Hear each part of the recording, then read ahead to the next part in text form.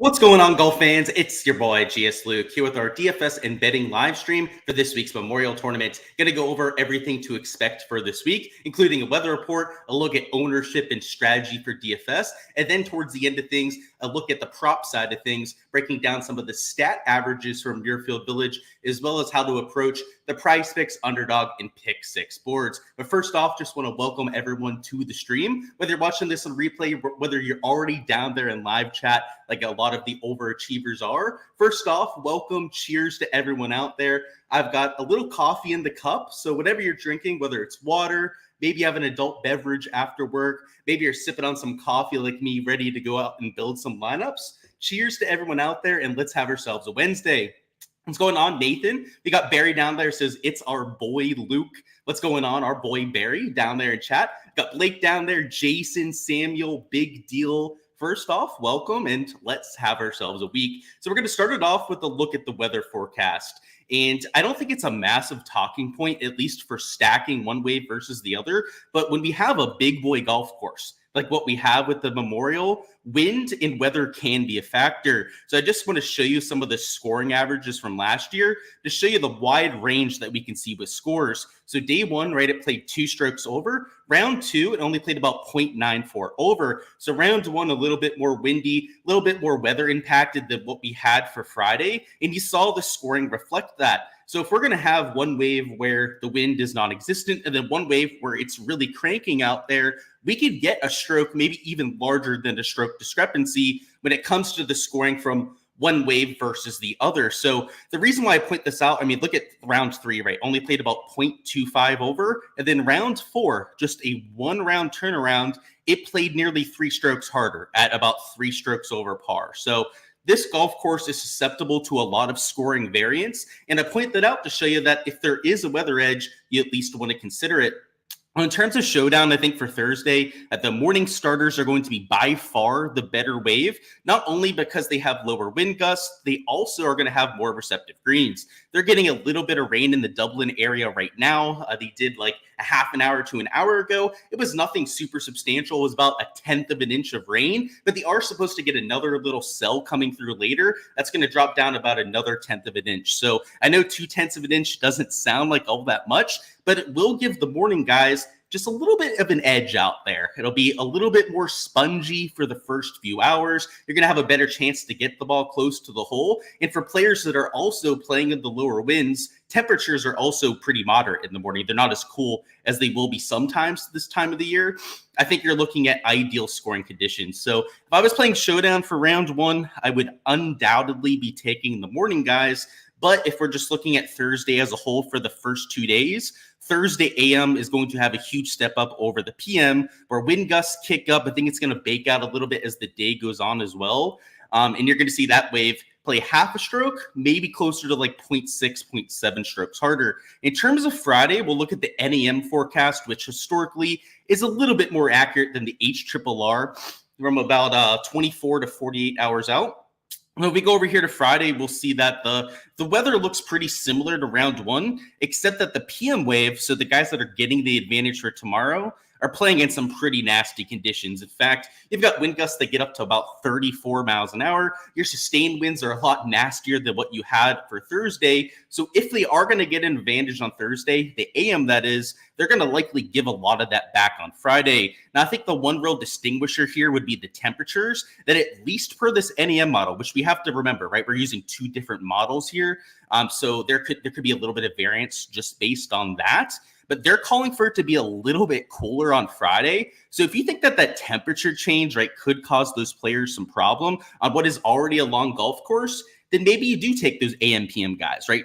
Go out there, lock in that advantage for Thursday. Friday is probably still a little bit more up in the air, especially because these temperatures could fluctuate quite a bit on us. And if it ends up being a pretty moderate day temperature-wise, like what we had for Thursday, I could see it being an absolute washout. So I'm stacking a little bit of the AM, PM. I've actually got a few lineups that are going to be PM, AM mixed in as well. But a vast majority are lineups where I'm not really playing a weather edge. So I wanted to point out that potential before, because if there happens to be an advantage, it'll likely be a sizable sizable one, right, over the first 2 days. But there's also a pretty good chance that it plays 50-50 and that we don't get that massive carnage one way or the other. So nothing definite, at least nothing that I see over the first few days. If there's something that you guys see in these forecasts, I am totally open to hearing it down in chat, hearing some outside perspective. But based on how I'm playing this, it's going to be a lot of non-weather lineups. It's going to be a lot of just your traditional DFS going after game theory, some good old leverage, and taking that approach to go out there and build my lineup. So speaking of, let's go ahead and bring up our DFS projections, kind of circle into that train of thought, and get ready to go out there and try and take down a GPP or two. I've maxed out the $5 150 max as I typically do, and I'm playing about $500 in single entries. So I'm stoked for this week. It's one of my favorite courses on tour. It's top 5 for me because of how difficult it is. And then when we get a signature event, which I prefer it to be a full field event, but if we have a signature event, we at least know we're going to get all the top players. It's a pretty sweet setup, right? Great course, great field, and should be a fun one this weekend. And the live event too, guys. Don't sleep on that. Really good golf course that they're playing in Houston, and of course, pretty decent field. So I'll be watching both events quite a bit. Let's see what's going on. We got Steven down there now. Thank you for the knowledge. Appreciate that, Steven. Kevin says, do I think Homa can bounce back, or is the driver still a big problem? I like him for a bounce back. In fact, I'll talk about him in here in a little bit when we get to the 9K range. But yeah, I like myself some Homa. What's going on? DJN saying AM, PM advantage. It's good to know. I kind of see that. I could see where he's saying that. I think that probably has to do with the Friday temperatures. But like I said, there's a huge unknown there. So yeah, I'm not going to be leaning into anything definite personally. I'm going to be playing it a little bit more just straight up, right, between the two waves. But hey, if you're going to take a narrative and run with it, that's totally fine, right? I understand that. And frankly, I think if you're just going to just blindly tail waves, I've done that before in lineups. That's totally fine too, right? Even if you don't see a definite advantage, I understand going out there and stacking either wave. But what I'm going to talk some more here from the DFS side, because I don't see that same kind of weather advantage, is more so just the game theory side of things. And obviously, Scotty's carrying some ownership. If you watched my DFS preview on Monday, you knew that we were expecting something around 30%, if not closer to 40%. And I told you guys, if he was 40, 50%, then I would still probably play Scotty Scheffler. So now that I have him at about 31.5%, you bet my ass that I'm playing Scotty Scheffler, right? It's an even better ownership number than what I was expecting. Now, the outright number wasn't good enough for me to get exposure, but I did take him outright and parlay it with John Rahm to win the Live Houston event. So that's how I'm getting my exposure to Scotty Scheffler outright. Of course, in DFS, I'll have I think I'm eyeing, I haven't built my lineups quite yet, guys. I'm eyeing them at about 60% of my lineups out there for my exposure. So that's going to be how I'm getting most of my Scotty Scheffler this week. So $12,500, I would argue that that's still even too cheap with pricing down to $5,000. In comparison to guys like Rory and Xander, who of course are in great form themselves. I understand the argument for both players. Scotty Scheffler is just way better than both. He should probably be at least $2,000 more expensive. And he's not quite $2,000 more expensive. So I think he's the correct option up top. It's not like Rory and Xander are being overlooked either. So from the ownership perspective, I've got both at 20% plus ownership. So I've got 20% plus ownership on all three of these options. And if, it's going to be the difference between 30% on Scotty and like 22% on Rory and Xander, then give me Scotty Scheffler all day. So up top, I think you just play your guys, right? If you were leaning Rory on Monday, maybe you bet him this week. Same thing with Xander Schauffele. You want to ride the hot hand after the major. I couldn't blame you for doing so. Just commit to your players, get over the field on them. And for me, right, I'm only taking Scotty up top. I'm fading the other two, which is, of course, an extremely bold thing to do. But I want to get my leverage on Scotty. I don't want to just match the field and take him in like 40% of lineups. I'm going to go closer to that 60, maybe 65% mark, like I was mentioning a little bit before. So I would say that you could play two if you wanted to, right? You could spread out your exposure a little bit, but just know that you're not really going to win or lose the GPP. You're not going to gain or lose any ground by taking that kind of stance, right? Just getting marginal leverage to these players up top is something that you could do. It's a little bit of a cop-out play if you're going with it with your player pool, but just know that you're going to have to get that difference. You're going to have to get that leverage elsewhere, down there in every other spot in your lineup, as opposed to having leverage across the board with all the different tier ranges. So I like the more leveraged approach, or even when you get your player pool right, it's hard to go out there and get a GPP winning lineup, let alone when you go out there and you spread out your exposure, right? I'm an aggressive player. I'm somebody that plays usually a tighter player pool than most. Now this week, because it's a signature field, because it is a limited field event, I'm spreading it out, at least comparatively, a little bit more this week. I have a higher portion of the player pool in my lineups this week, just because there's less to choose from. So it's not like I'm going overboard with the players that I'm taking. But even if you have a constricted player pool like I do, it's hard to get the winning lineup. It's hard to get that right combination. So if you're going out there and you're just playing everyone up top, you're going to run into real problems in getting the right combination. I can just tell you from experience, and I'm a 150 maxer, right? So if you're entering like 5 to 20 lineups and you think that you can just spread out your exposure and get away with it, 150 maxers can't get away with that. Oh, I've had the perfect player pool numerous times here in 2024. And you know how many GPP wins I have in like the big $5, $25? 0 to this point, which for me is a down year. I normally would have at least one of those big wins by now. And I've had the player pool, I've had the nuts, like the top 6 to 8 players, like 5 to 10 times this year, a good amount, right? And I've yet to bink that lineup. And I'm a very aggressive player. So that's just a little bit of caution or a little bit of a warning out there to players to not be too spread out with your exposure. Like if you're somebody that thinks that you can play 40, 45 players in your player pool and get the leverage that you need, just newsflash, you absolutely can't. So I think my player pool this week was like 33 players, give or take 1 or 2 there. I think I added a few after I did that last count. But that's a wide player pool for me, right? Normally, I'm playing closer to like 28 to maybe 32 players in my 150 max. It's a little bit different this week because I'm taking a lot of shots down low. Up top, I'm very concentrated with my ownership. I'm taking big stands on players. But something that I actually looked at my exposure last week and kind of self-critiqued myself. I was a little bit too aggressive down in the 6K range. So this week, the reason why I'm playing a few more players is I am opening it up a little bit more in the 6K range. And if there's a spot to do that, guys, right, it's not up top. It's not to play every player in the 9 and 10K range. It's to spread it up a little bit at the bottom. And I don't mean play everyone in the 6K range, but rather than just taking 3, maybe 4 guys in the 6K for a 150 maxer, maybe move that closer to 7 or 8, right? Maybe even double that number out there in your GPP lineups would be the way that I go about it. All right, let's talk some plays. So we already talked about Scotty, no brainer. You don't need sold on playing the guy. He's the world's best player at a golf course that perfectly fits his game. The player that I think was a little bit more intriguing, I'm kind of disappointed to see so many people on him, would be Collin Morikawa. I like the accuracy off the tee. I like the fact that he's starting to trend in the right direction with the flat stick. The problem is now that everyone and their mother is on Collin Morikawa. I mean, every single show that I've seen, right, has mentioned him. Now, it's not like I thought that he would be a low-owned play, right? I mentioned on the Monday stream, Monday video, that is, that I thought that he would be at least 20%. But this 21.6% number, which, by the way, is higher than most of the industry has Morikawa, I think he might be closer to 25% in some GPPs. And in fact, in single entry contest, I think that Collin Morikawa is probably going to be 30% plus ownership. Part of that is the sharps just playing some of the best plays, which, again, there's a reason why I called out Morikawa as a core play on Monday. But the unfortunate byproduct of that is that he's not going to be quite the leverage play that I was hoping for in those big field contests. So if I'm going to start with Scotty, maybe even start with Morikawa as a second man in, he's not going to give me nearly as much leverage as what I was hoping for with that kind of start up top. So he's not nearly as much a fixture in my leverage this week. I'm taking a little bit less of a crazy stand on him. I'm at about 1.6x leverage. That's what I'm thinking for Morikawa. So for me, that's going to be like 33, maybe 34% ownership is what I'm looking for on Collin Morikawa. Again, not quite the 2x that I'd normally go with on one of these core plays. So that's the issue for that. I just don't want to play Morikawa in half my lineups. It's just something that I won't do, right? With somebody that's not quite a Scotty Scheffler level. There are very few players that I'll take in more than half my lineups.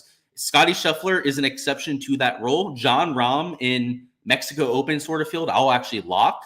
Bryce DeChambeau at the Rocket Mortgage Classic a few years ago, there was absolute slappies outside of him, right? I'll play him in every single lineup that I'm going with, but it's very rare that I'll make those kind of determinations. And it's usually only in guys I'm pretty sure are going to win the golf tournament. So I'll do that with Scotty. Again, I'm taking him closer to like 65%. A little bit further down, still playing Hideki. Now, I haven't heard anything about his back, but if you're playing him, just know that he can withdraw from the golf tournament. That is still a possibility. So just a little bit of an asterisk on Hideki. I would be a little bit careful if I was throwing him in any of your super high dollar lineups, like any of your like $200+ single entries. I would be a little bit hesitant to play Hideki, but still like him for a lot of my large field GPP stuff. I did bet Max Homa. I did bet Jordan Spieth as a pure homer bet because the number went to 50-1. So I would not tail the Jordan Spieth bet. That is probably just a pure donation. But I actually do like Max Homa this week. I know somebody asked me about him before, so I wanted to circle back to Max specifically. But what I like about Max is that in general, his game's trending in the right direction. Right? He's had a lot more top 10s over the last 2 months than what he had for like the last 6 months before that. Right? He was in a real drought there for a while. But what you really like him is the course fit. He's won at Wells Fargo. He's won at Quail Hollow, which I think is a really good course comp to what we're going to get this week. He's played well at difficult tracks of late, right? I think the Masters are a great comp for what we're going to get here, right? He was in contention at that kind of golf course, and he's not going to have the pressure of a major championship, right? This is just a signature event. It's a no-cut event the week before a major. It's not going to be as much of a mental burden as other golf tournaments might be for Max Homa. And I think in general, $8,700, he has winning potential. He certainly has top 10 upside down here in the 8K range. And a lot of it comes down to the price tag, right? An $8,000 Max Homa doesn't even have to win this golf tournament to get there. Normally, you're playing Max Homa, especially like a Weekfield event. He's got to finish top 5, maybe win to pay off. Now you're talking top 15, right? Is borderline optimal sort of stuff. It's a very intriguing spot, especially at low ownership. So yeah, he's in check with the ownership. I wouldn't say that he's like mega low owned by any means, but him and Jordan Spieth, right, two guys that I've bet outright this week that I think have winning potential, of course, are both being overlooked. Now, Jordan Spieth, you could have probably guessed with the form, but Max Homa, right? I know the recent form ranking, number 41 in the field, looks a lot worse than it is in reality. He has a lot better finishes if you look at his last 5-6 starts than you would probably think. Down here in the 7K range, I still like Matt Fitzpatrick. He's about 10% ownership, so to give you a little bit of a number there. But there are some, I would say, spots to be a little bit careful with over here in the mid-tier range. So what I mean by that are some pieces of chalk that I maybe wasn't expecting. So Corey Connors getting a lot of ownership steam. Russell Henley getting a lot of late ownership steam. Same thing with guys like Tony Finau. Players like Siwoo Kim are especially popular this week. Players like Denny McCarthy, as you'd expect with his course history. Sepp Straka also being played quite a bit this week. And then who else? Off the top of my head, those are the main pieces of chalk. Down here, the 6K range, our boy Lee Hodges is being owned in a ton of lineups, by the way. So I was kind of hoping that he'd be closer to 5% or less ownership. 8.8%, if he actually is 8.8%, won't be that bad. But based on the amount of people, kind of like Morikawa, that I was just so disappointed to see that I was on the same guy as like seemingly every single other person. This guy is going to probably be 10% plus ownership in a lot of your GPPs. And in your single entry contest, your stuff that's like higher dollar, the contest where it's only $200 plus, he's probably going to be 15% plus ownership. So I would be worried about those guys that I just mentioned, right? All those inflated ownership numbers. And in general, down low, I'm looking to make a lot of ownership pivots. So I'm still playing Lee Hodges just for, I guess, the track record out there, just for full transparency. I'm not jumping ship on him, but I'm certainly not playing him in the large dollar single entries. Right? I'm not going to play him in contests where he's going to be 15 to 20%, but in the large field GPP, right, I'll take him in 12, maybe 15% of lineups. And if that ends up only being like 1.5x leverage to the field, then so be it, right? And sure, he's maybe not the best player to be taking as chalk, but I took him for a top 10 bet. He was one of the players that my research really pointed me to this week. And you're allowed to take a few pieces of chalk in your player pool, right? Like I knew Scotty would be chalk. I knew that Morikawa was probably going to get some ownership. Now, I didn't think that Lee Hodges was going to be another piece of chalk that I'm taking, but because I'm fading almost the rest of the chalk across the board, like regardless of range, I can play whoever the hell I want, right? I'm already fading enough chalk in other ranges where me playing a chalky Lee Hodges doesn't matter. So there'll definitely be people that fade Lee Hodges this week, and I could not blame you. I totally understand it, but he probably wasn't somebody that you were looking at on Monday, right? That was one of your top plays when you first ran your models.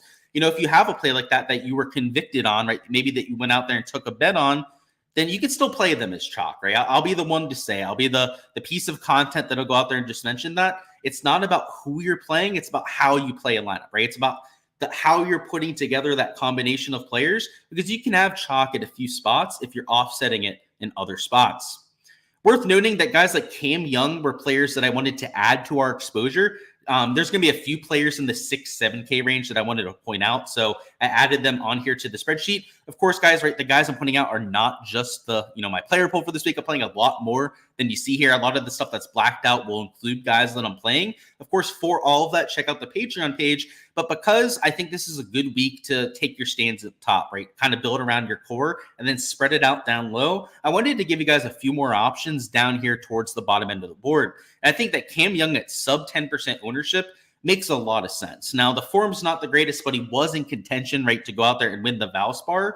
So it's not like he's completely lost, but over the last 2-3 weeks hasn't had his best stuff. The one thing I'll say about Cam Young is that he is a major championship sort of killer. And this isn't a major week, right? We're 1 week before the US Open, but it is a major championship type of venue. It's real difficult. You got the firm and fast greens. And Cam Young at $7,800 is a real juicy price tag too. So I think you're getting a very cheap Cam Young, or at least a very realistically priced Cam Young, and also one that you can easily get leverage on at just 8.1% ownership.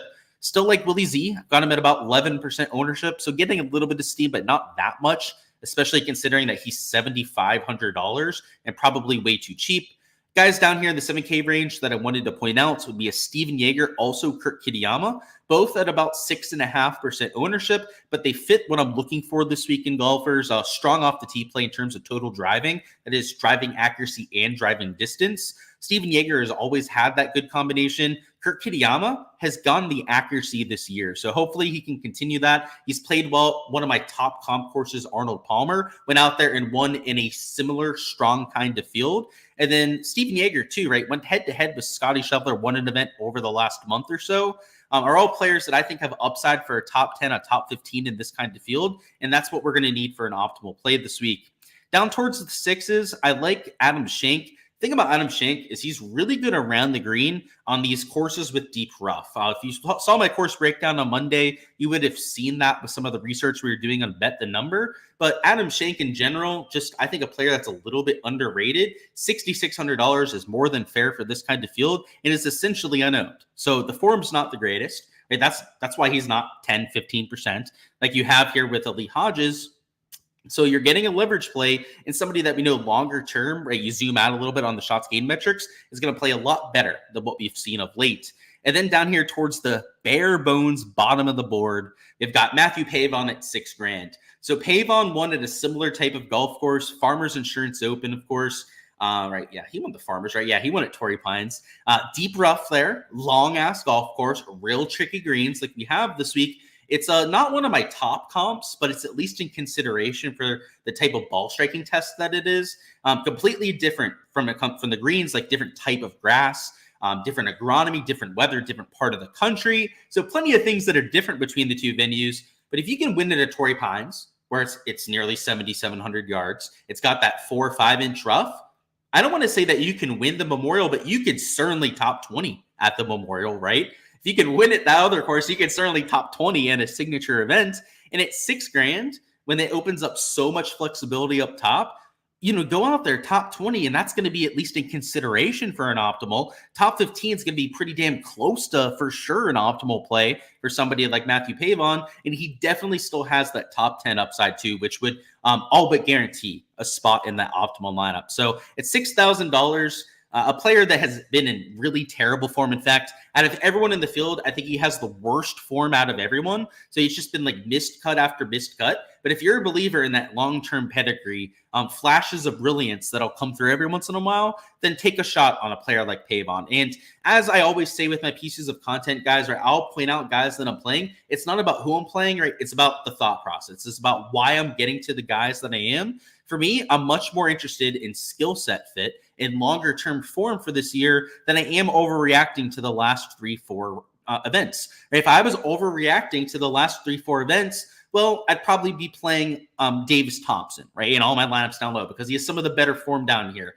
I would probably be considering Pendrith. I'd be looking at a Davis Riley, right, because these are the kind of guys that have the quote-unquote best form coming in. The unfortunate part with those sort of players is they're the highest owned players. They're the ones that everyone else is going to play. So if you're going to try and get different down low, which I think is a good idea, if you're going to play a chalky guy like Scotty up top or some chalky guys in the 8-9K range like I am, well, if you're going to do that, you can't be taking who everyone else is down in the 6, 7K range. So there are just places where you have to force your hand to be different. And a really good way to do so is with the slappies. These guys like Davis Riley, Taylor Pendrith, would you be surprised if they fell off this week? If these kind of guys went out there and even missed the cut in this event where it's a really tough cut to go out there and miss? I know I wouldn't, right? They're slapdicks for a reason. They're players that miss about as many cuts as they make for a reason. Whereas the players that are long-term winners on tour, long-term guys that have had those spike performances, if they haven't done it recently, I don't condemn those players either, right? I don't overreact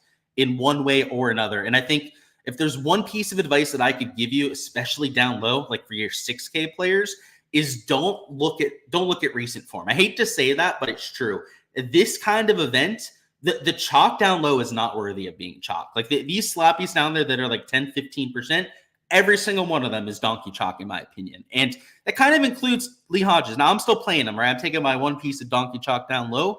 But as my boy DGen75 says, right, like I know that he's a huge proponent of, right, fading that chalk down low. This is a week to do that, right? It's a week to stay away from all of the slappies down there in the 7 and 6K range. So the one exception for me would be Lee Hodges, but that's my take on Showdown for round one. Like I said, I would take some of the morning guys, and then this is how I'm going out there and building for my main slate stuff.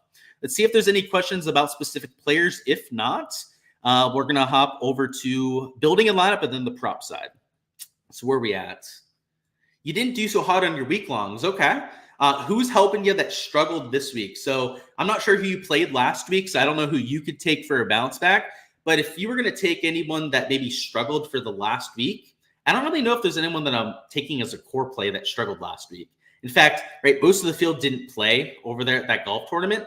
So if you're talking from last week, I'm not really sure. If you're just talking bounce back in general, I have plenty. I've got Zalatoris. I've got Cam Young that hasn't played that well coming in. Cantlay hasn't played that well coming in, right, other than that third at the RBC. There are plenty of bounce backs that I'm taking. What do I think about Ludwig? So I kind of wanted to stay quiet about this, but you asked, right? And I love my viewers. I'm always going to give you guys the information if you ask for it. But sometimes maybe I'll withhold stuff to not give away all the goods sometimes. I'll admit I'll do that sometimes on specific players. There is one player, by the way, if I'm asked about him, I will be skipping the question because I promised one of my buddies, Nick, that I wouldn't mention anything about it. So luckily, Ludwig was not that player, though. Bo said that he's getting no love this week. Ludwig, that is. Could be dangerous. And you're right. Especially when we hear from people on site that he looks fine, that he hit every club without flinching, that he didn't try to adjust his knee brace or anything. In fact, that he couldn't really even see a knee brace on Ludwig. Now, I'm pretty sure, actually, I don't want to quote anything on this, but I'm pretty sure that he was wearing pants so they couldn't tell, but no sort of injury, at least per the guy that was watching. So I'm playing Ludwig this week. I think he makes quite a bit of sense. I think he's going to be lower owned because people are worried about the injury. And though that news did come out, a lot of people on Twitter will have seen that report. I don't know if everyone has, that's for sure. When we get down into the lower pricing, you're thinking of looking at driving accuracy. And one thing you want, like a Pavon. So yeah, dude, I like Pavon. And I think that you could look at driving accuracy. I think good drive percentage is maybe a better way to go about it. You have such wide fairways out there this week, that is, that you're going to have quite a bit of room to miss. So if you're somebody that just doesn't miss very far off, they're probably going to hit like 9, 10 fairways around. Pavon's that kind of guy. He's a pretty accurate dude. And I agree with you, Bo. I think that he is dangerous this week. What's going on, Brant? You went Hovland, then Homa, Tom Kim each way for an outrights. Okay. I like what you're cooking up there. I'm on Homa myself. I'm not on Hovland or Tom Kim, but I think that they're strong picks. I mean, returning champion, right? You can't go wrong with Hovland. And then Tom Kim's playing a lot better golf. Let me get a sip of water. My throat got me there. Made the voice go sideways for a second, huh? Sounded kind of funny. Alrighty, where were we? What's going on? Cheers to you. I got my Starbucks right here, which is going to have me amped up for a while, but I got a lot of lineups to build. Thoughts on Hoagie and Thompson? So Thompson's surprisingly getting some ownership. So that's not a death sentence by any means. You could still totally play him. The things that I like about Davis Thompson that made him stand out as one of my top options this week would be the off the tee play, where he's a pretty accurate and long driver. I think that's most people's, attraction to wanting to play him this week. He's a decent iron player. Around the green play in general is at least around average most weeks, if not usually above average. He fits the golf course, right? Tee to green monster, not the best putter. So from that perspective, a lot of positive that we can say about him. Unfortunately, I don't know if it's like a lazy week for people because it's the week before the U.S. Open. A lot of people are on the same guys, and kind of seems like Davis Thompson is one of those guys. And then Hoagie too, right? You had the other player there. So Tom Hoagie is a little bit lower owned, so I'm more willing to play Hoagie myself, at least as like a large field GPP flyer. The issue I have is that his off the tee play, I don't know if it gets it done at a Memorial. Now, it got it done for Denny McCarthy, who I would say is a very similar player off the tee. So it's not like he can't get it done.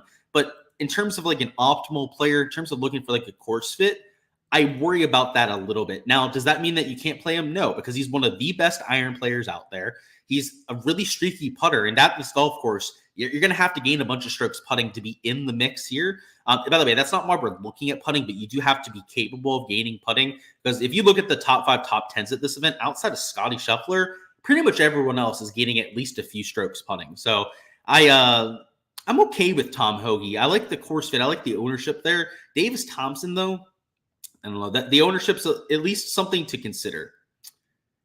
Somebody asked about the player that shall not be named. What's going on? Thanks for the content. As usual, absolute fire. Hey, I appreciate that, Deacon. What are my thoughts on Pendrith? So he's one of those guys that's getting a little bit more steam than I'd expect. I understand why. The form's a lot better than his peers. He's also a really solid off the tee player. He's not as accurate as you'd hope, but is really long. He's not my favorite play, I'll say that, but you could I understand the play. It's the form that everyone wants to tail out there. For me, though, it's kind of overrated. Like, it's still Taylor Pendrith at the end of the day. And to me, he's not worth playing at like 20% ownership when I could take somebody at half his ownership and get leverage. And I think that they have marginal, if not like zero difference when it comes to their hit rate and optimal rate. No matter how much Henley gets steamed, it feels like the ownership will come in higher than expected. Yeah, you're right. And I hate playing him. I never play Russell Henley. In fact, if you checked my exposure on Russell Henley compared to the field for almost every single event, I'm under the field on Russell Henley about 95% of the time. Now, it's not like I have this like personal vendetta against him. It's that he lacks upside. The guy like never top fives, like ever. Like even when he plays well, Russell Henley gets into contention and then throws it all away in Sunday and ends up finishing in like 20th place. It's I don't know, it's worked out for me for quite some time. The last time it didn't was the Sony Open, where he didn't win, right? He finished second, but you still had to have him that week. So thoughts on Jackson? So that's I don't know how to say the last name. I think it's Cuvon. I probably butchered that. I'll figure it out at some stage. I know nothing about him, Ross. And my rule with players that are new to the tour is if I haven't heard about them and I'm not familiar with the player before they show up on Draftkings, then I won't play them, right? I'm not going to let my research a few days before about some player that I've never heard of influence me to taking them, because we have no data on this guy. I frankly hardly know anything about where he's coming from. I know that he's a younger, up-and-coming prospect that apparently, at least per a few guys on Twitter, apparently he's going to be a pretty good player. However, they said the same thing about like 30, 40 players before that all came out and missed the cut by like 20 shots. They all said the same thing about Gordon Sargent at the Masters. He shot like 12 over par the first day. So yeah, I'll believe it when I see it. That's my rule with those players. Unless there's somebody that was on my radar heading into the golf tournament, like I knew their name beforehand, then maybe I'll consider them. I had no idea who this guy was until he showed up on Monday. So yeah, no thank you. And I imagine that's probably the case for you too, Ross. If it is, I wouldn't play him. I would just stay away. If he looks good round one, he sells you on him, maybe you play him for showdown, where you can always get that exposure. Would you take Shane Lowry versus Burns for a head-to-head? I think, no, I wouldn't, Tyler. No. I think that Burns is who I would take on that, but the odds probably aren't great. Thought you were alone with Pavon. Yeah, he's going to get some ownership, Rami. So don't expect him to be like 1%, but sub 3%, probably reasonable for our boy there. And yeah, you won't be alone. A lot of people in this live stream that I'm sure will play him. What's going on, Philly? Big Dick Rick Spike Week. I could see it, Brant. He's played really well at this course. So the whole idea for wanting to play a Ricky Fowler this week is the course history, where he went top 10 last year, T11 3 years ago. The T11 was when he was out of form too, which is especially impressive. This T14 as well wasn't when he was in his best stretch of form. Now, this T9 last year was when he was in a really good stretch of form. So I went back there, looked at that. This T64, same thing. He was playing pretty well. So this seems to be a pretty good course fit for Fowler, right? A few top 15 finishes will show you that. But the form is horrendous. And I guess just to tell you, yeah, I'm not playing him this week, but you could totally do it. Course history is there. I understand it. Any love for Lucas Glover? Yes, a little bit of love there. Now, I can't play everyone down here in the 7K range that I want to, but he's a good ball striker, solid tee to green player that checks a lot of the boxes I'm looking for. So, yeah, definitely a player that makes sense this week. Thoughts or what's up, you said, with the Hobbit? So the Hobbit, Brian Harmon, I'm assuming you're talking about. Well, he hasn't been playing the best golf, but also hasn't been playing the worst golf. He hasn't had any of those really spike performances lately, so he's kind of going under the radar. He fits the course from the off the tee perspective, right? He's very accurate, which is the main thing that we're looking for this week. And the long iron play is a lot better than people give him credit for. So I could be talked into some shares of the Hobbit. In fact, I am playing him this week. I'm just gonna shake my head, Brent. We're not talking about him, okay? And yeah, everyone can read it on the screen right now. That is the player that I don't want to steam up. Now you don't tell one other person about this name that's on the screen. In fact, you don't even say it out loud. Let them let the person next to you see that name right there. That name right there might win this week by 5 shots. That's all I'll say. It's Keegan. It's not Keegan. Nope. Brent had it. Didn't know he was getting steamed up. So yeah, who were you looking at? Who was that? Pendrith. Yeah, he's getting steamed up a little bit. It's the form on him. Eckroyd, a good course fit? Yes. Accurate off the tee, good long iron player. So yes. You got in late. Do I have any exposure to the Kims?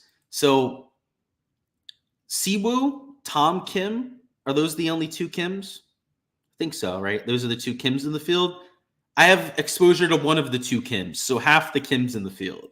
Thoughts on Cantlay, great course history, but having a bad season? You nailed it, right?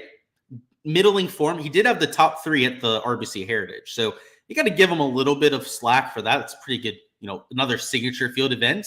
You play him at his courses. This is one of his tracks that he's played really well at, right? Multiple wins. I could be talked into some Cantlay this week, that's for sure. I like that you figured it out. Thoughts on Victor and Tony? So Tony's getting steamed too. So if you're okay with the ownership, then you can play some Tony fee now, right? If you have enough pivots in your player pool, you can make it work. Victor Hovland, I love to see that he's playing better. He's one of my favorite golfers these days, especially now that he's starting to come back into his form. The problem is, it's only been one event that he's shown that form. And can we really trust him as a 10K player? To me, I'm a little bit more hesitant to do so, right? Especially when I can take Scotty Scheffler for an extra $2,000. So I'm taking more of a wait and see approach on Victor. But for Showdown, I'm going to have a really close eye on him. I'm not playing round 1 Showdown, but for rounds 2 through 4, I mean, if he shows me something round 1, right, he continues to have that ball striking form, I'm probably going to have a lot of exposure to him in rounds 2 through 4 Showdown. So Tony, I'm worried about the ownership a little bit. Victor, I want to see it one more time. Yeah. Next time when I say don't point him out, we got to not point him out. Let's see. Didn't get the sponsor invite. Yeah, he didn't, huh? All right. No, you don't got to get a timeout, buddy. All right, let's get this thing going. So let's go over to the prop side. Actually, I guess before we do so, I will bring up Draftkings. Just show you this real quick. If you're building lineups with Scotty, the added benefit of getting to Scotty this week, and I'm going to be doing it in a vast majority of my builds, a lot of my single entries are going to start with Scotty, is that it forces you down with your salary, right? It almost makes you go down to that 6K range, especially if you're going to take a solid second man in. So if your second man in is going to be like a 9K player, so perhaps like a Patrick Cantlay, you're forced into the 6K range right there. So whether that's a Pavon or maybe going up a little bit further up and taking a Lee Hodges at $6,500, these sort of players are not only going to give you some leverage to the field, right? Some differentiation in terms of making a unique lineup, but they also help you spend up for that second spend up, right? That second 9K option on top of a Scotty Scheffler. So I'm going to mix in Pavon at $6,000. I'm going to throw in Taylor Moore at $6,800. So rather than playing a slightly chalkier Eckroyd or Pendrith, right, I kind of prefer Taylor Moore, who was the talk of the town just a few weeks ago, right? So it's not like we're getting to somebody that's a complete slappy out there. This was the guy that was mega chalk, right? Donkey chalk out there 2 weeks ago. Oh, let's mix him in there. We have two 6K players. Now we're at $7,600. So now we have quite a bit of flexibility. If I want to go ahead and throw in a Lucas Glover down there, yeah, we'd have 8,300 for last man in. You pretty much do whatever the hell you want there, right? So I guess the point of showing you this is even if you go Scotty and you take a slightly chalkier second man in, like a Colin Morikawa, for example, even if you start with a core up top that you would think the product ownership is going to be hard to overcome, but the reality is because you're spending so much up top, you're forcing yourself to the ranges of the board where you can get different. And as long as you're not taking that like donkey chalk down low, or you're not taking those guys that are going to be like 10, 15% down there in the 6K range, you're going to have no issues with your lineup. Whereas if you started like Scotty Morikawa, maybe you do take Pavon there, but with your last few spots, let's assume that maybe you're not considering ownership. This is where things would go a little bit wrong for you. So, for example, maybe you do throw Pendrith in here, who's going to be slightly higher owned than what you have with the Taylor Pendrith. You go up a little bit further and you take a decently chalky Zalatoris at like 11%. And then for your last man in, you go, okay, I'm going to take a Straka here. Well, now what you've done is you essentially only have one true pivot here, right? And that would be Matthew Pavon. You have these two chalky players up top. Pendrith is still like 7 to 10%.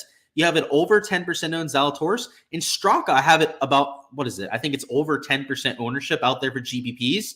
This kind of lineup might not even be unique out there at the large field GBP. And you're certainly going to have issues when it comes to getting your leverage. So I guess the point of me showing you this kind of build is I don't really have to show you how to build your laps. There's a million different ways that you could do it and have a unique build. The thing that's probably more important is what to avoid, right? Is going out there and building how everyone else is going to. A few other combinations of chalky players. So I just want to show you guys like what it would look like if you're going with like one of these like hyper chalky builds. So let's throw Cantlay in this. So let's give it a little bit more salary flexibility. In fact, actually, let's take like an 8K player like Hideki at $9,000, top end of that range to give us a little bit more flexibility. And what you'll see here is that there's a bunch of options that you could do this with. So, for example, Eckroyd is getting quite a bit of ownership, but we could go down here to Lee Hodges, right? I mentioned Tibbet, like about 10% ownership. Up here in the 7K range, who else is getting some steam? I mentioned Siwoo Kim getting quite a bit of steam himself, a Tony Finau at $7,900.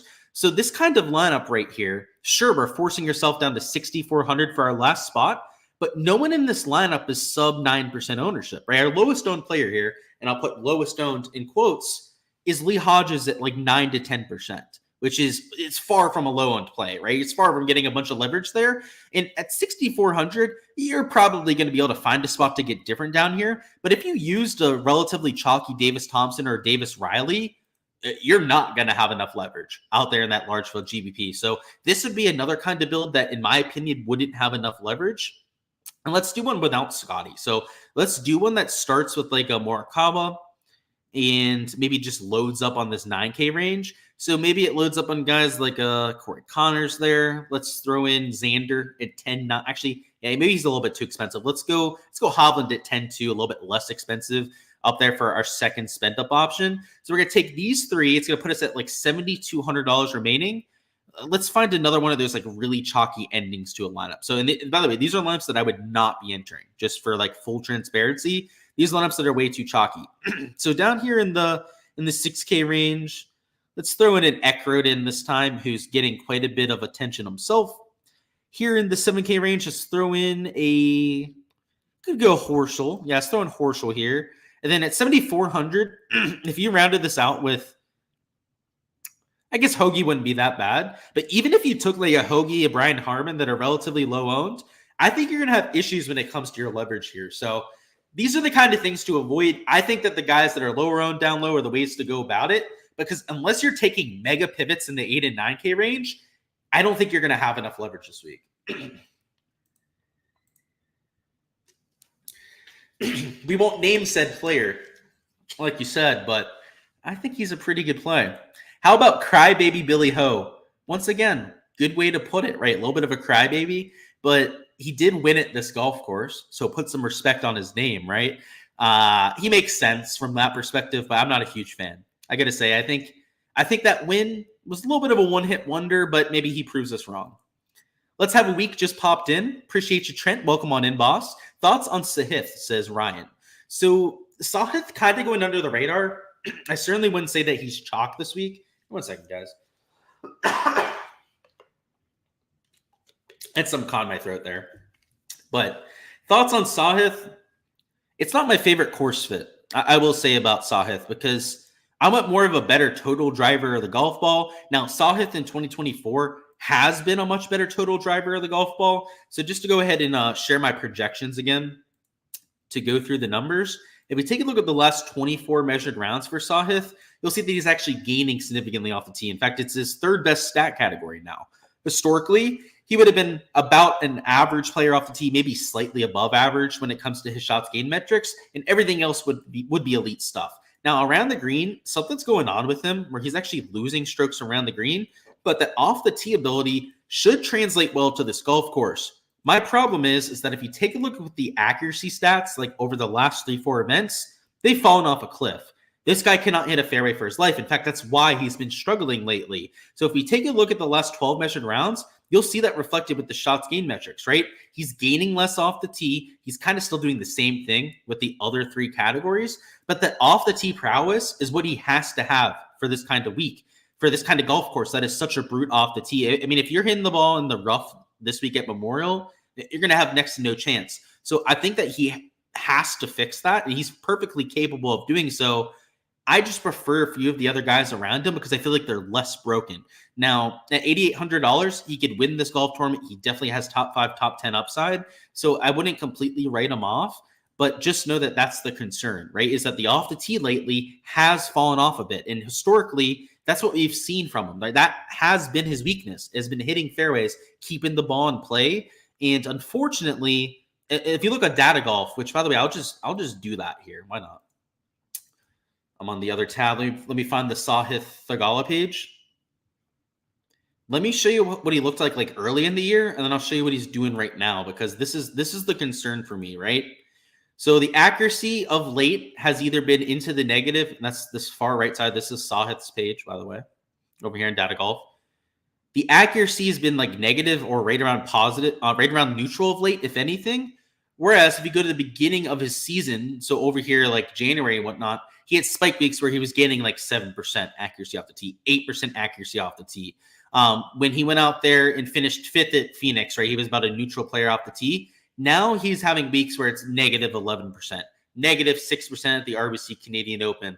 Even PGA Championship Wells Fargo, he had rounds where he was negative 15, 20% to the field. It worries me a little bit with that driving accuracy. So you've seen that with the shots gained off the tee stats. The off the tee distance lately, I wouldn't worry about that as much. It's more so that accuracy side that it makes me a little bit more hesitant there.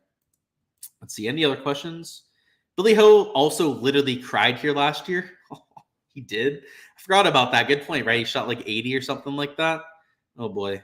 So he's going to want a little bit of a bounce back. That's for damn sure. So who knows? Thoughts on Benny Ann this week?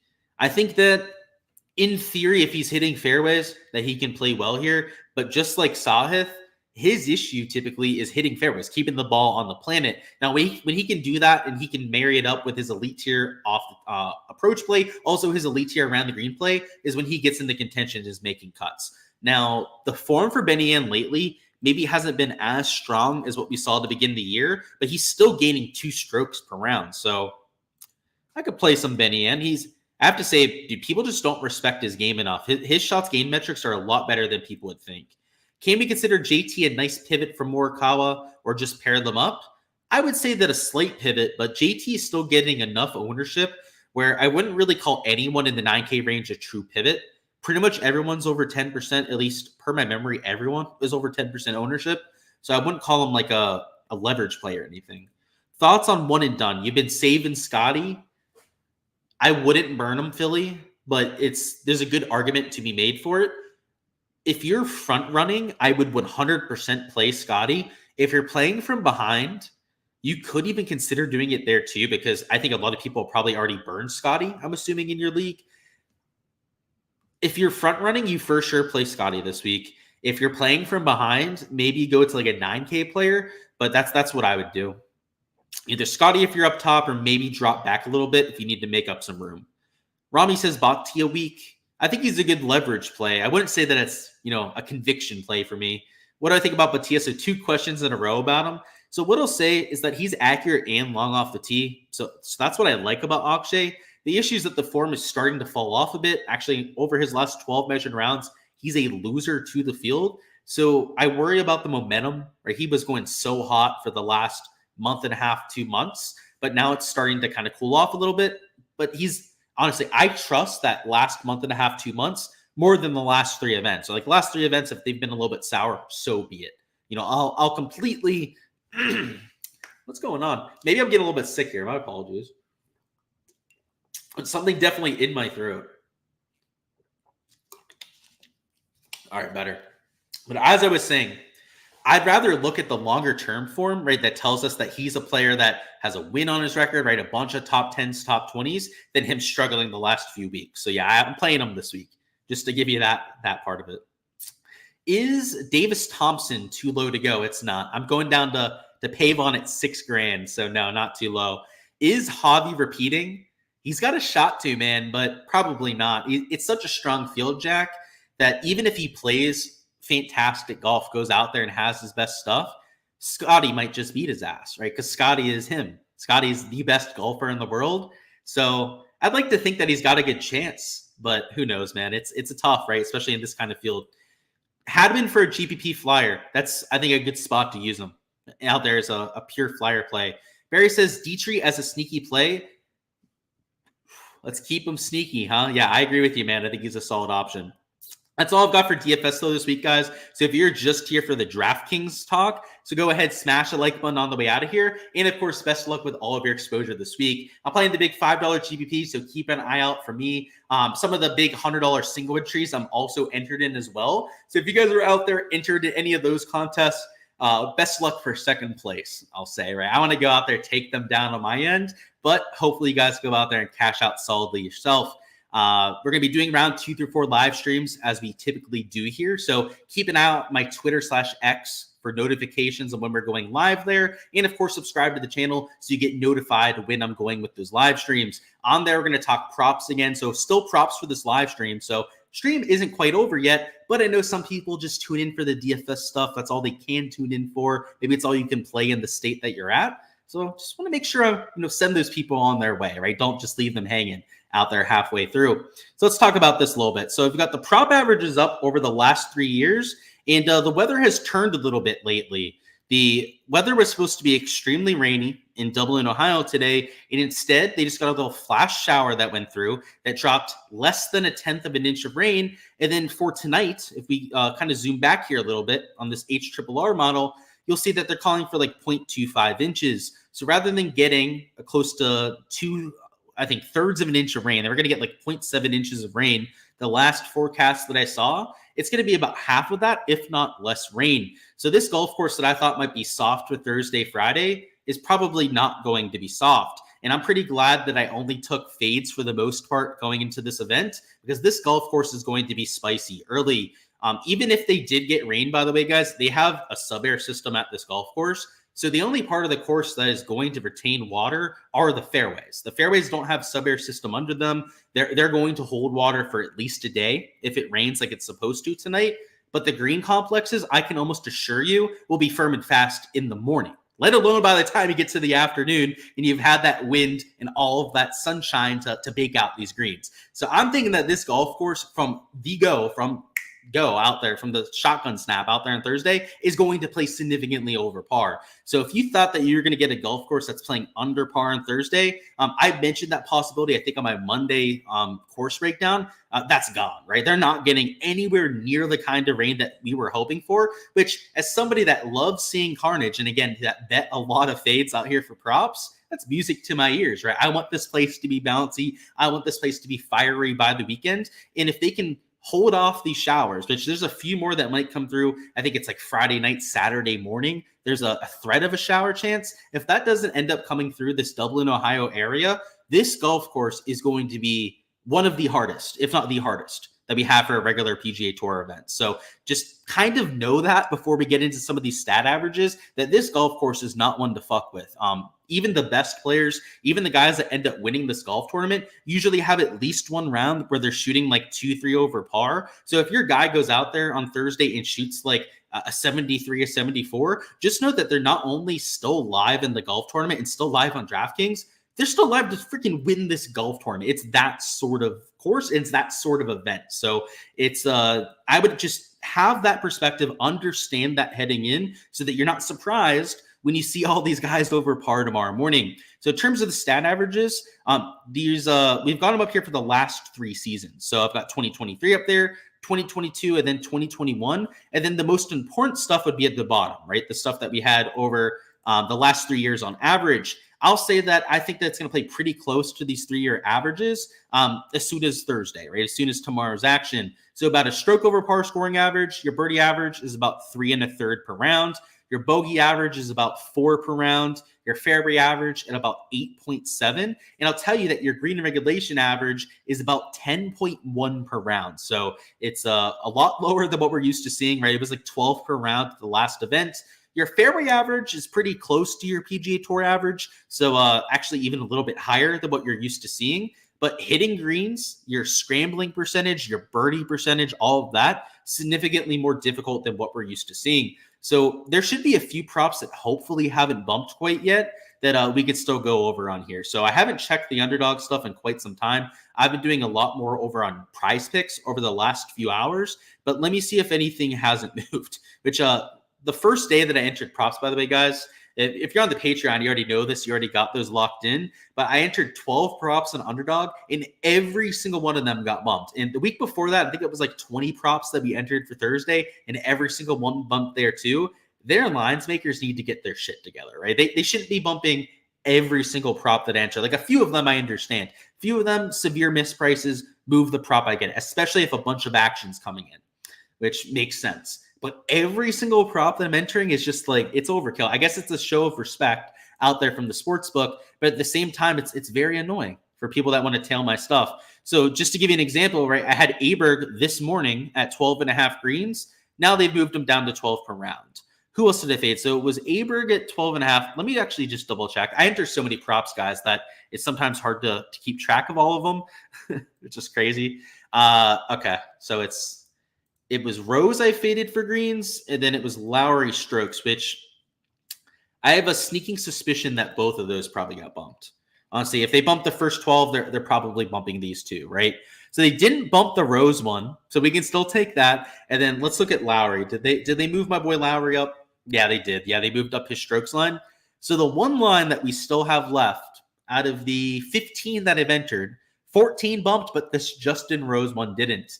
And the idea with this under Justin Rose is rather simple. He's not a great green and regulation percentage player. In fact, he's PGA Tour average at best most years out there. He's going off in the PM when conditions will be a little bit firmer than the morning. And also when these wind gusts and sustained winds are supposed to get a little bit more gnarly. So for somebody that's already not the most accurate player on approach, that's playing on firmer conditions, also windier conditions, you'd expect him to project below the field average. And I think the field average for greens is probably going to be in that 10 to 10.5 range. So for somebody like Rosie, right, I'd project him for 9.5, maybe even 10 greens per round. So that's an entire 1.5 green regulation discrepancy, which is something that I'll lock in all day. So this is the singular prop that has not moved at this point.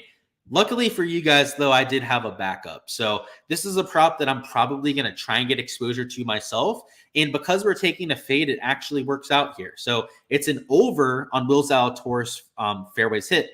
Now, the reasoning behind this is that Willie Z has been a top 15 fairway percentage player this year, which is a wild stat. You probably don't believe me, but look it up yourself if you don't believe it. If you look up driving accuracy in 2024, Will Zalatoris is the number 13 player on the PGA Tour, which surprised me when I saw it, but true stat. You can look it up yourself, like I said.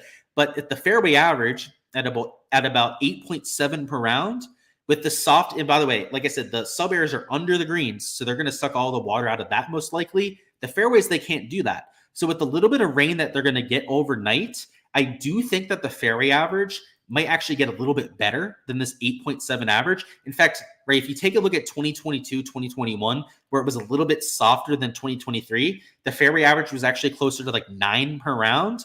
That wouldn't surprise me out there for tomorrow's action. So for somebody like Zalatoris, who right is the number 13 driving accuracy player on the PGA Tour, obviously projects for at least that field average, if not significantly better than that, right? I would say better than that, right? He's a top 15 player on tour in the damn category. So if that's going to be like 9 per round because of the soft fairways, he's projecting for 9.5, 10 fairways per round, right? It's rather straightforward, right? It's not rocket science. And you're going out there and entering these PGA props. So yeah, you could take this Rose under. I've already got entered. I don't quite have this Will Zalatoris prop in yet, but it is still one of the main props that I was looking at, and probably still something that I'll play. So that'll be the combination for underdog. On Prize Picks, I don't think they've bumped anything. So I think we have a lot. Actually, to take that back, as soon as I click on the tab over here, I see one that bumped. So I should learn to shut my mouth next time and not jinx things, huh? Seamus Power as a potential shout. Good GPP flyer. That's what I'll say about him, Todd. I don't want to say anything too nasty about him because, as a flyer play, you're taking on a lot of risk anyways. He's not my favorite option, but, he is the kind of guy that you'd play in large field GPPs because he has some upside. What's going on? Does Luke have any clown music for you? No. What's going on, Byron? What's the cuts? Cut line. We're still over here on Wednesday, so no idea, Jordan. The cut line, if you're asking like in terms of players, it's top 50 plus anyone within 10 of lead. And yeah, that's what Brent said there. That's probably what you were asking, huh? Let's see. Any fairway hits I like? Yeah, I took a bunch of them, Sam. So I gave you that one on Will Zalatoris, but there were also a few others throughout the entire broadcast that I liked as well on those sort of players. All right, let's go over the Prize Picks. By the way, I'm not sure what that comment was all about, my boy Byron. You giving me some shit over here in the live stream. I know you weren't a fan of the John Rahm play this week, but sheesh, my man. Like, what are you doing? All right, let's go over here to the Prize Pick side. So a lot of stuff that we can take. So in terms of the stuff that bumped, I had an under on Aberg at 71.5 strokes that did unfortunately move, but they didn't move this Patrick Cantlay prop. So the reasoning with Aberg is that he's a relatively early tee time, right? That 10:30 start. And also somebody that was minus 140 juiced on the sports books. So the same number is actually on this Patrick Cantlay prop. He's minus 140 for the under at 71.5. That was on Draftkings and on Fanduel. So multiple sports books that are supporting that kind of stance. And though I still think the course play is difficult, right? I already mentioned this course is going to be bouncy early. It's not like that little bit of rain is going to make this thing play easy. These sort of players can still shoot under par though, right? If I still think it plays like half a stroke over par, somebody that can't lay, somebody like Aberg to shoot one under is likely going to have to gain like a stroke and a half to the field.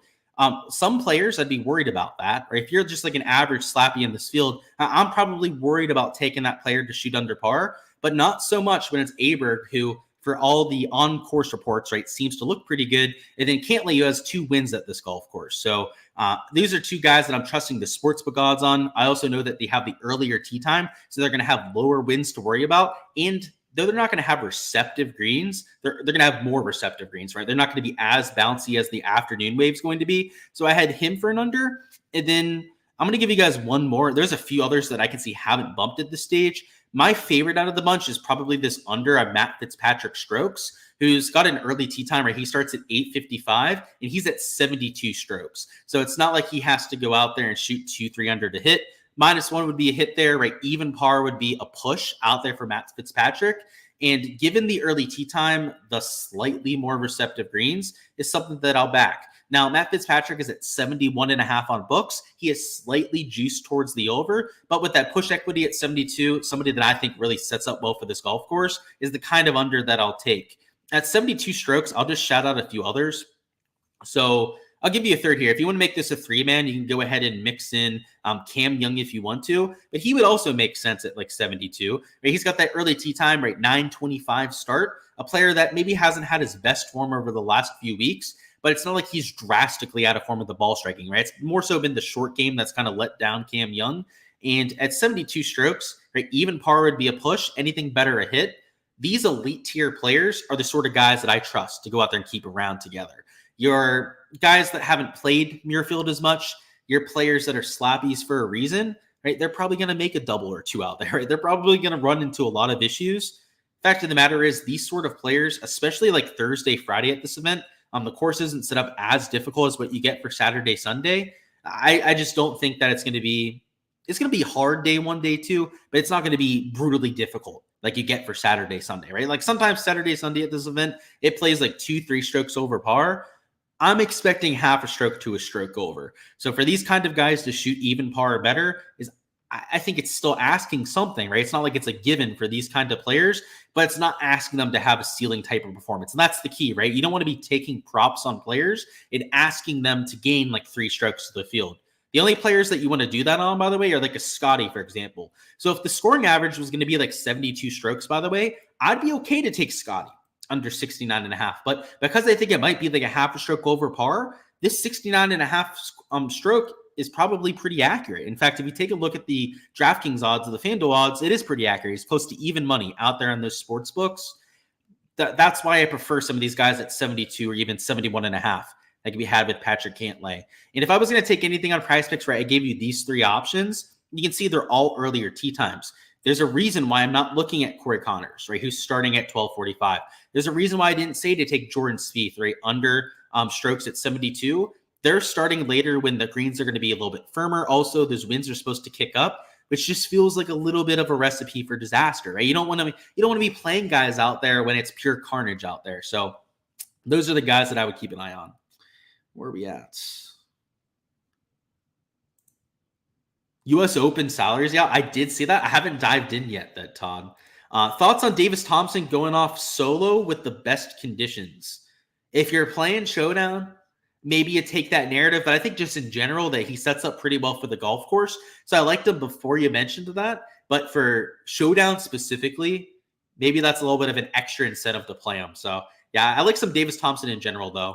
It's an inside joke with you and Byron. Yeah, I was like, I didn't know what was going on there. Alrighty, guys, that is all I've got for this live stream. Going to go ahead and hop on out of here at this stage. Best luck with all of your exposure for this week, whether it's props over there on the DFS side, and join us for our rounds 2 through 4 live streams. Rounds 2 through 4, we'll be doing the same thing, right? Looking at the weather for Friday through Sunday and getting you guys geared up for all of that single round action. So looking forward to it. We got one of the best golf courses on the schedule. Of course, also one of the best fields in the signature field. So let's take advantage. Also some Live Golf Houston stuff that we'll talk up on the round 2 through 4 live streams. So if you've been wondering who I'm betting on that, you can ask me out there tomorrow night when we're gearing up out there for the round 2 of this event. So you've got some props we're going to do on that side too. That's more so my focus for Live. I'll put a few outright bets over there. The DFS contests are shit, right? So like, it's not even like worth doing videos on them. I've done them from time to time on the channel. But what I do like doing, because it doesn't matter how many other people are playing the props for Live, is you can play against the house, right? And try and take all their money on their birdie and strokes line. So we're definitely going to be looking at it from that angle for rounds 2 through 4 and looking forward to it this week. So like I said, best of luck. Smash like button if you guys haven't already. I'll see you guys tomorrow night for that live stream.